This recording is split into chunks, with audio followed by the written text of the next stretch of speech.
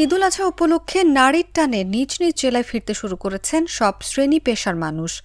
রাজধানীর অন্যান্য বাস টার্মিনালে যাত্রীদের উপচে পড়া ভিড় থাকলেও আরামবাগ ফকিরাপুল বাস কাউন্টারগুলোতে যাত্রী নেই বললেই চলে। বোঝা যাচ্ছে টিকিট পাওয়া যাবে, চাপ এখন তো নামাজের সময় বলা যাচ্ছে না, বাড়বে যতদিন কাজের ভাবে শুধু যাবে নর্মালি 700-800 টাকা।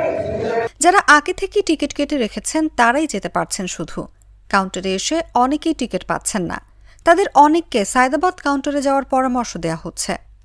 শুক্রবার সকাল থেকে দুপুর পর্যন্ত আরামবাগ ফকিরাপুল বাস কাউন্টারগুলো ঘুরে এমন চিত্র দেখা গেছে। এবার ঈদের চাপ হচ্ছে 13 তারিখ থেকে, গতকাল 13 তারিখে চাপ হচ্ছে, আজকে 14 তারিখ, আজকে কেমন একটা চাপ নেই। তারপর হচ্ছে আপনার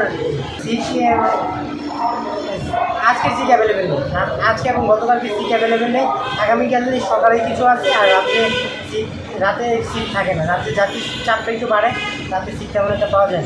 এখানে এসেই কাটায়, কিন্তু এখন দুপুর টাইম তো এখন একটু যাত্রী কম, যাত্রী চাপটা একটু বিকেলের দিকে বাড়ে। ঈদের সময় ভাড়াটা মূলত কি যাত্রী ঢাকা টু সুনামগঞ্জ ভাড়াটা কোম্পানি যেমন যাত্রী সিলেট নামবে প্রত্যেক ভাড়াটা রাখবে না, যাত্রী কিন্তু সুনামগঞ্জ গাড়ি সুনামগঞ্জ যাবে, সুনামগঞ্জ পর্যন্ত ফুল ভাড়া রাখবে যাত্রী।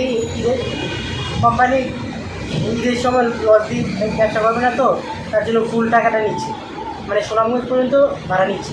জানা গেছে আরামবাগ ফকিরাপুল বাস স্ট্যান্ডে অন্তত শতাধিক বাস কাউন্টার রয়েছে। চট্টগ্রাম এবং সিলেট বিভাগের যাত্রীরা এই কাউন্টারগুলো থেকে সাধারণত টিকিট সংগ্রহ করে থাকেন।